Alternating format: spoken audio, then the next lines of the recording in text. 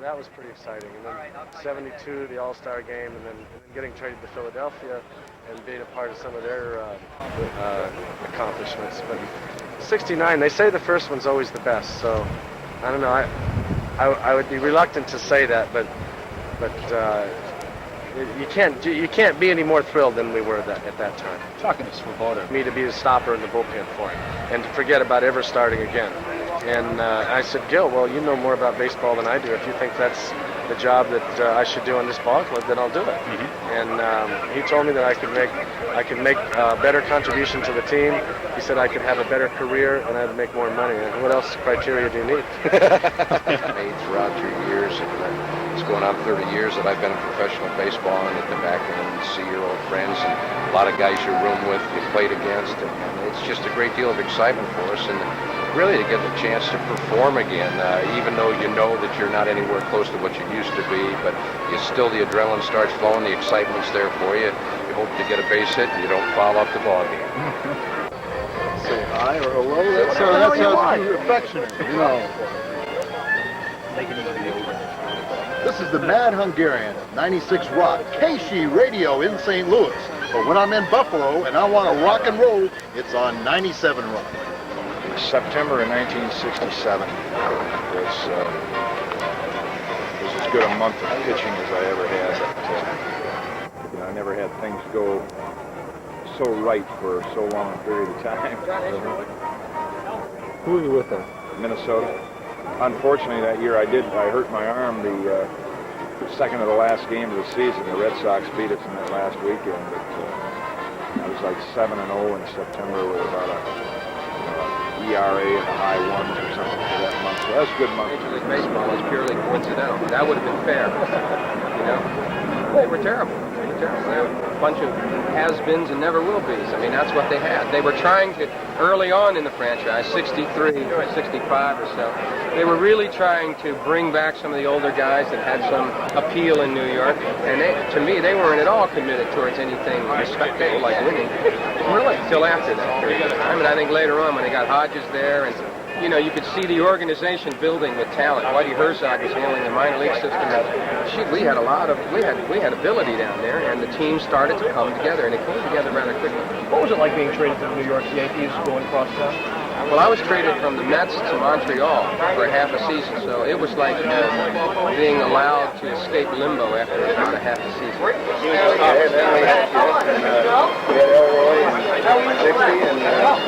I got to play in the 70 series and played every game. And Tony, how you doing? I just got to play a pinch hit in one game and then got to play. I played for this. It's on 1960. What was in your mind as the ball sailed over the fence after the 1-0 offering? Terry says a high slider. Yeah, he had said that. I thought it was fastball, but it didn't slide too much. I hit it. I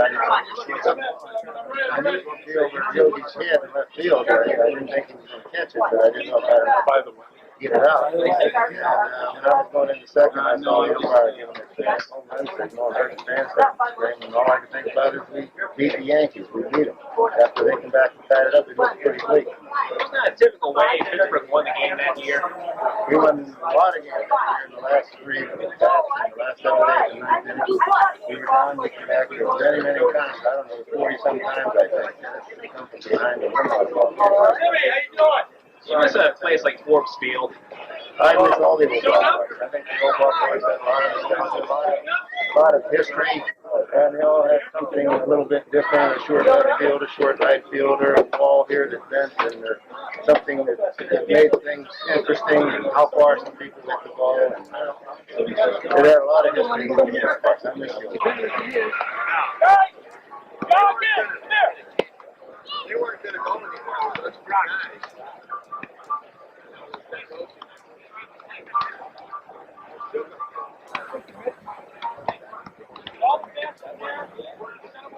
I'm through. You're not going to throw it to me, I'm through. I think it took nice.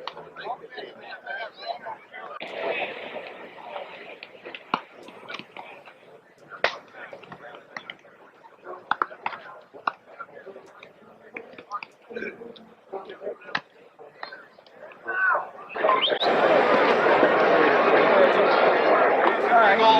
Now, old Ace and Paint.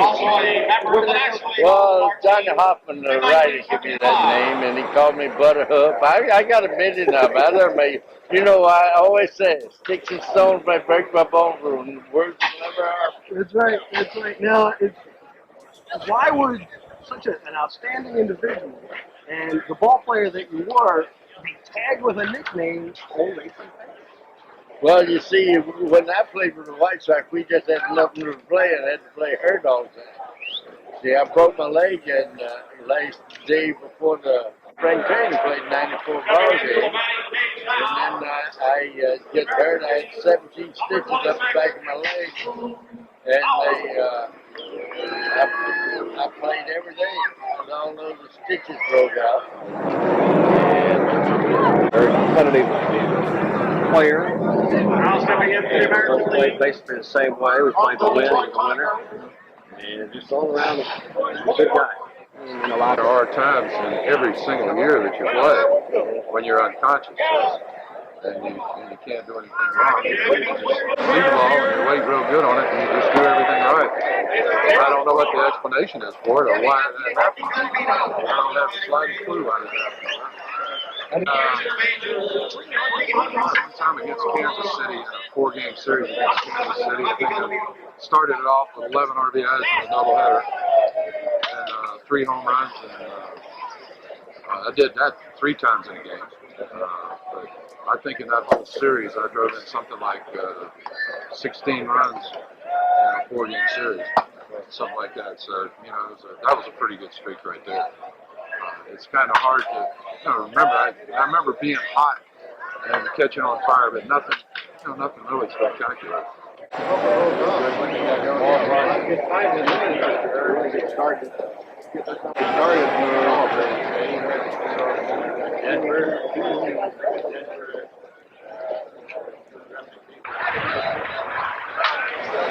was going to call them all very consistently, so it was just one of those games that good pitching and not too much hitting in it. How did you feel the next day after playing the first game? I had a problem because I went into the muscle in my legs.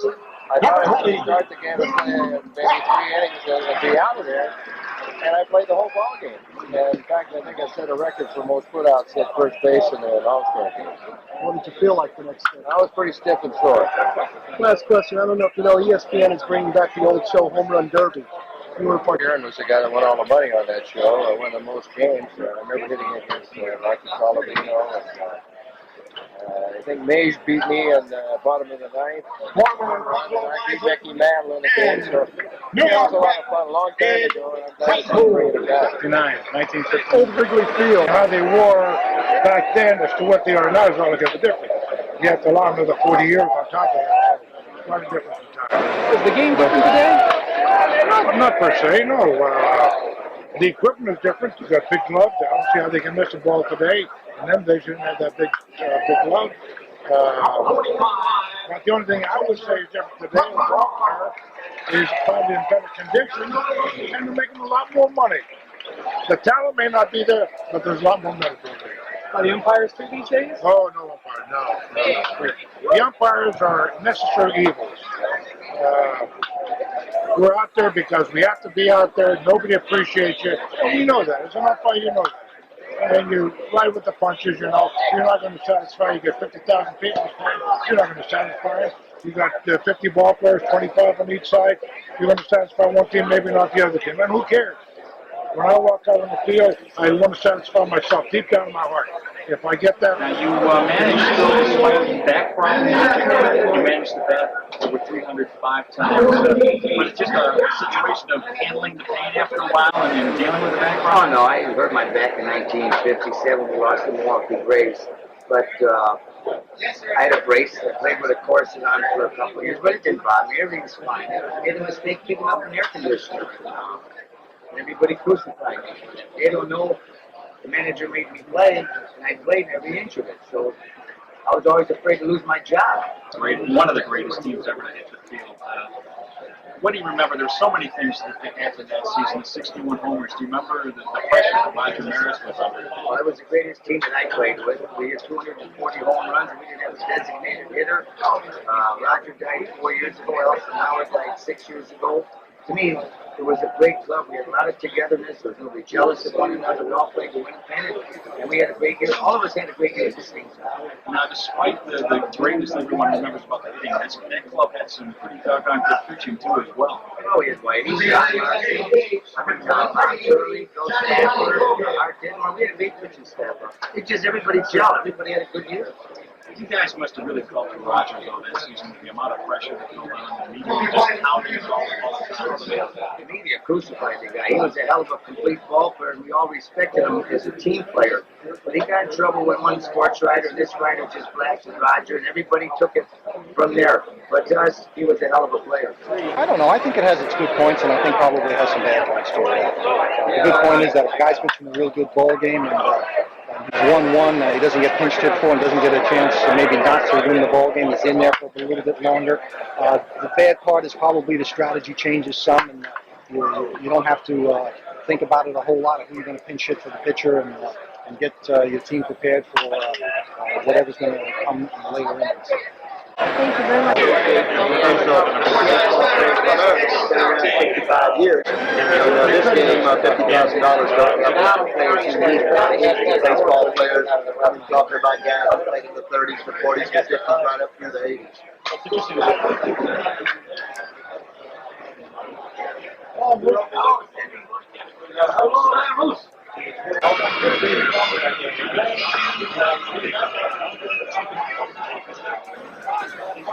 Good answer. Hey.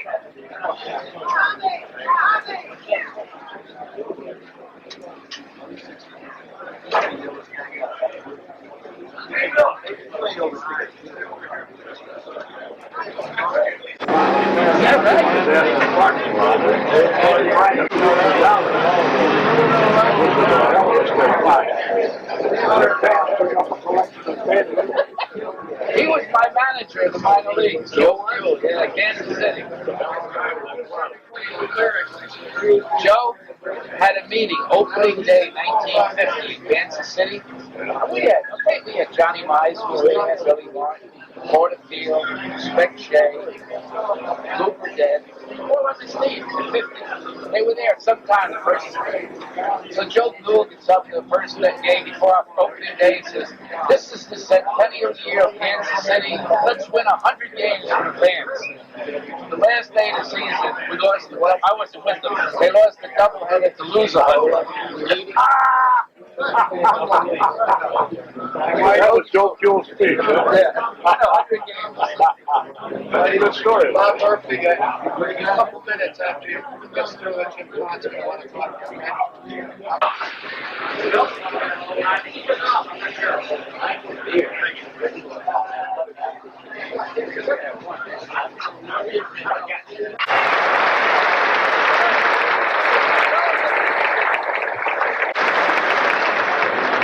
His place among baseball's elite was earned as he became one of only 3 players in baseball history to hit 40 or more home runs in 8 seasons. With the Senators and then with the Twins, he led the American League in home runs. Number 3, the killer, Harmon Killebrew. The New York Mets and Drain Pool.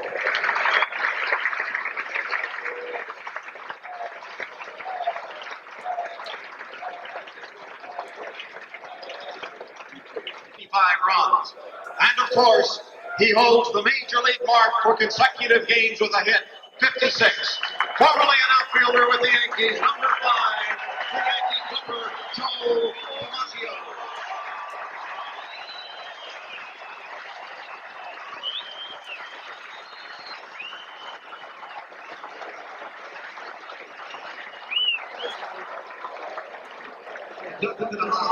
Potts was named 7 National League All-Star teams, ranking 17th on the all-time home run list. His player is also the Pirates' all-time home run and RBI leader. Formerly of the Pirates, number 8, Willie Stargell.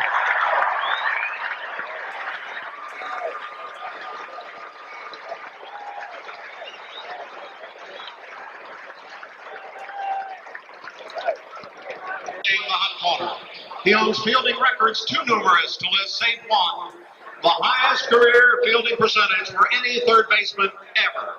He became only the 14th player in the history of the game to be voted into the Hall of Fame in his first year of eligibility. Formerly with the Baltimore Orioles, number 5, Brooks Robinson.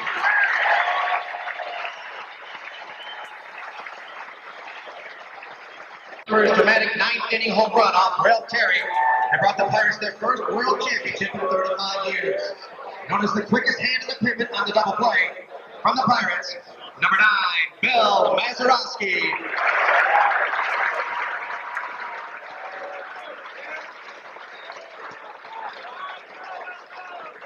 Selected to the All-Star team in his first 8 full seasons in the majors as a rookie in 1964 and captured Rookie of the Year honors.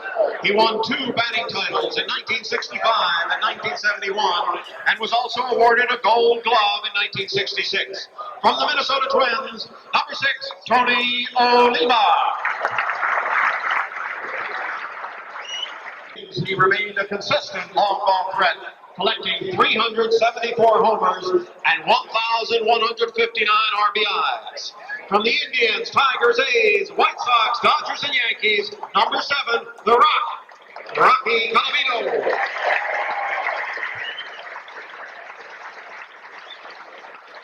Of the year 1964, he was named the American League's MVP in 1972.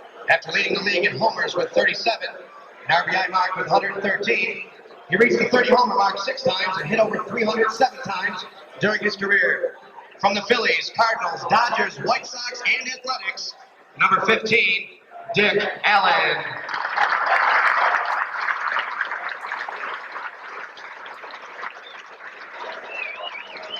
Royals and Houston 45s, number 15, Jerry Brody.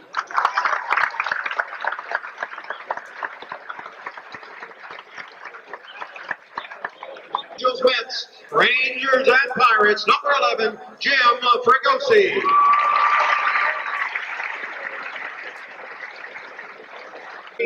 Phillies and Houston. He finished his career with 286 career homers, including 9 seasons with 20 or more. Please welcome outfielder Frank Thomas.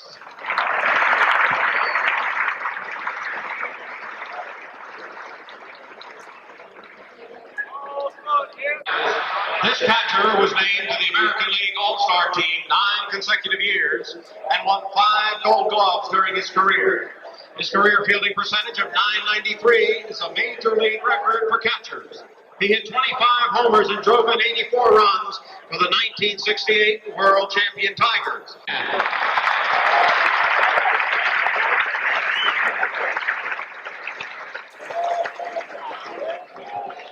3 games, helping the Cards to a World Series championship over the Yankees. In the next 14 years, he hit 300 or better 7 times and finished his career with more than 3,000 hits. But it was his base running for which he was most feared. In 19 years, he stole 938 bases, an all-time record. Always a money player. From the Cubs and Cardinals, number 20, Lou Brock.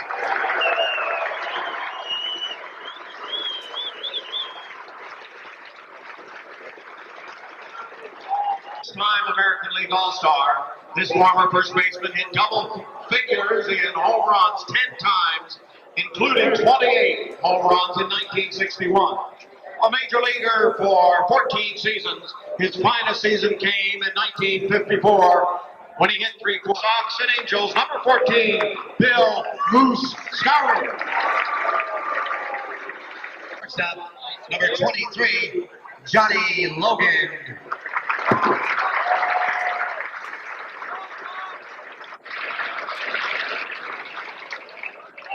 Seasons, this Hall of Fame pitcher was known for his excellence in postseason play. A record 146 World Series innings. He holds 8 series records, including wins and strikeouts, and pitched 33 2/3 consecutive scoreless series innings. He won the Cy Young Award in 1961 and the all-time Yankees leader in games, innings, wins, strikeouts, shutouts, and earned run average. He was inducted into the Hall of Fame in 1974. From the New York Yankees, number 16, the chairman of the board, Ed Whitey Ford.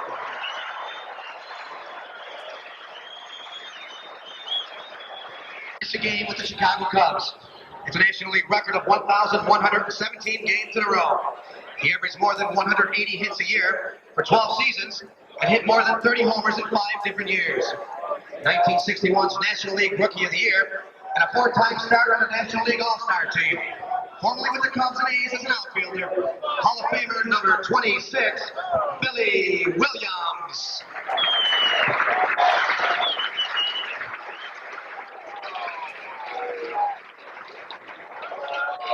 46 strikeouts. Winning All-Star status as well in 1967. He reached double figures in wins 8 times and struck out 100 or more batters 9 times. From the Red Sox, Brewers, and Phillies, number 16, Jim Lonmore.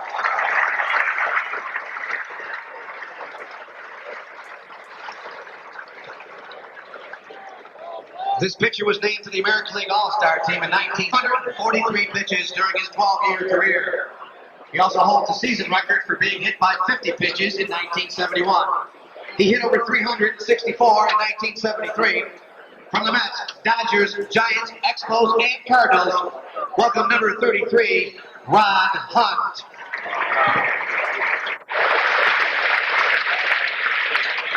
'68. He earned the Sporting News Comeback Player of the Year award in 1979 from the Tigers, Rangers, Indians, Athletics, Blue Jays, and Mariners, number 23, Willie Harton.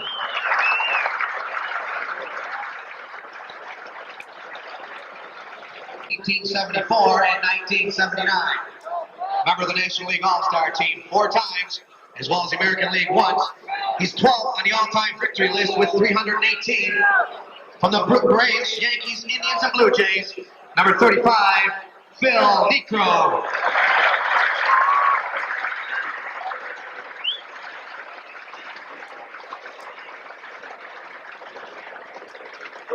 Inducted 10th place on the all-time victory list with 300 wins. A winner of 20 or more games 5 times. He captured the Cy Young Award in 1959 after finishing the season at 22 and 10. He was an American League All-Star 6 times. He holds the AL record for most years pitched with 23. From the Senators, Indians, and White Sox, number 24, Early Wynn.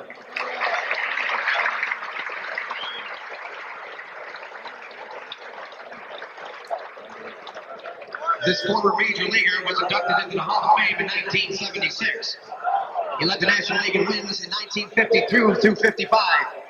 He won 20 or more games 6 times. Named the Major League Player of the Year in 1952, he averaged 18 wins in his first 12 seasons in the majors. His best season came in 1952 when he finished 28-7 with an ERA of 2.59. From the Phillies, Orioles, Astros, and Cubs, number 36, Robin Roberts.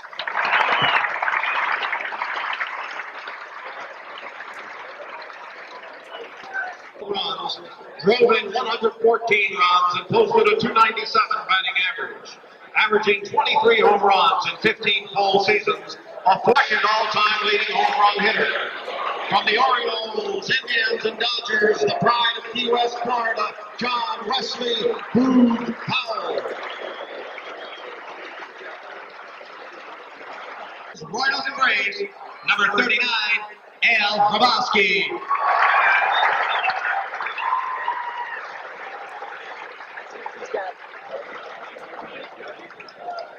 This left-handed pitcher saved 20 or more games.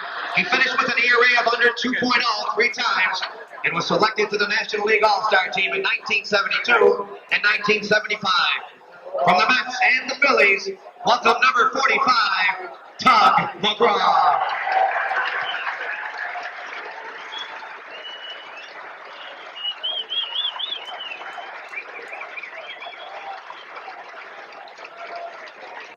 Jim Cott.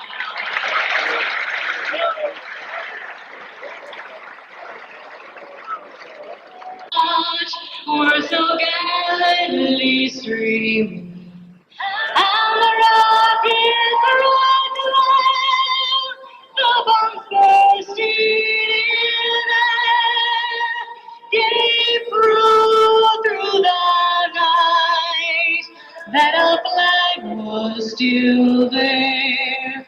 Oh, say does that star-spangled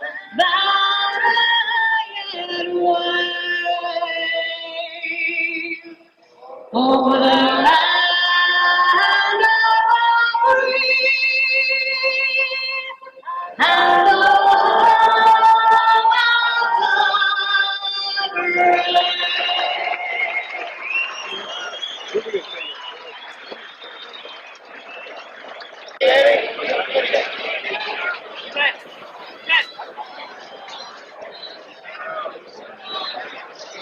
You know, no. Dad. I'm sure everybody's up.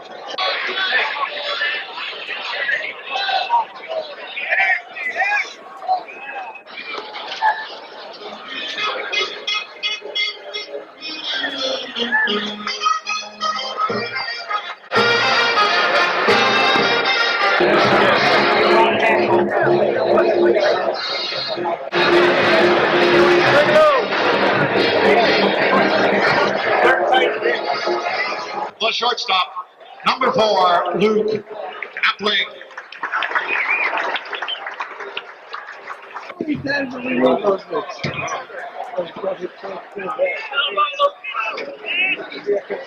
Nobody probably wanted.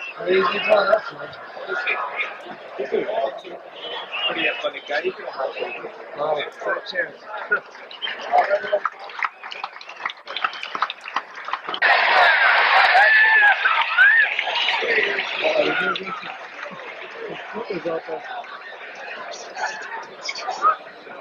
Baseman number 5, Brooks Johnson.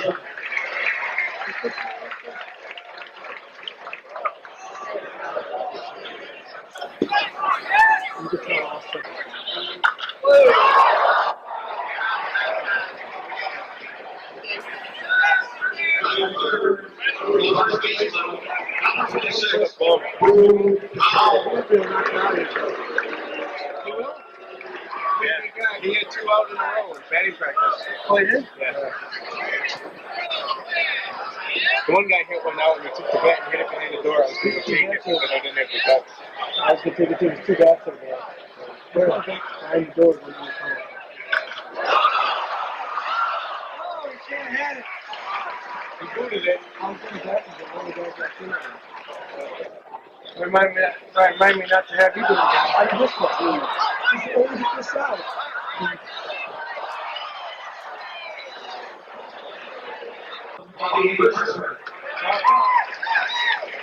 Decided to text me after he doesn't even do anything. It's a flashy light out there.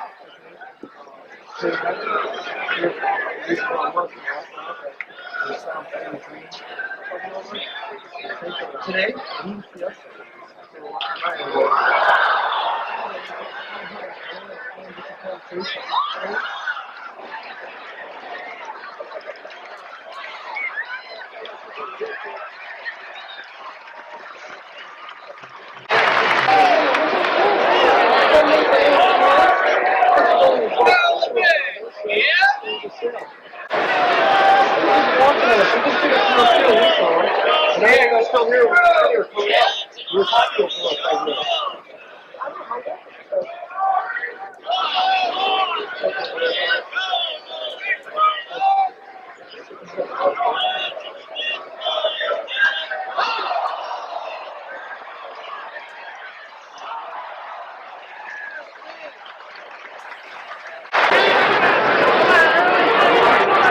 No, they gotta be cleaned out from the grass together.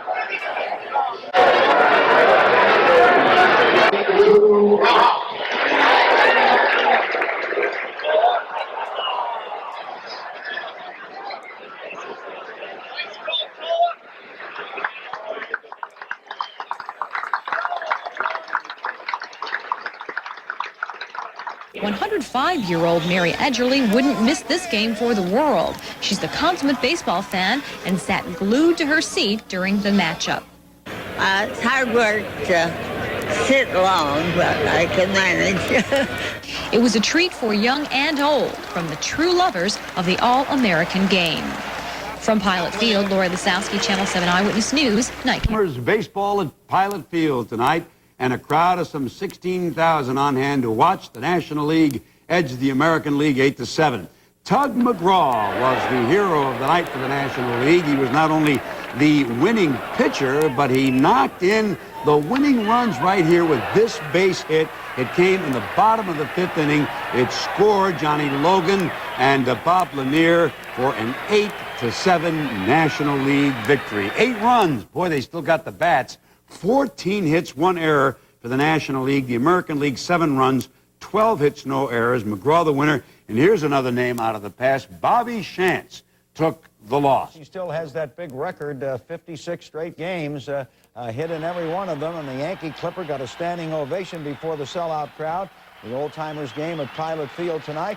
Now, Phil Niekro pitching against Bill Freehan, and watch this. The National League, Don Kessinger. Will it be a double play? Goes into the hole, over to Bill Mazeroski, on to Willie Stargell for the DP. Bill Freehan coming up later with a drive to center. Ron Swoboda won't get that one. The run scorer, and the AL takes the lead. Do you love Al Ravatsky, the mad Hungarian? And a mad, wild pitch there to Willie Horton. AL was leading 7-6. Bobby Shantz pitching, and Tug McGraw came to bat in the 5th and final inning, and look at here. A single. Johnny Logan scores to tie it. Hal Lanier comes on to win it. The Nationals win it 8-7. McGraw gets the victory, and a great time was had by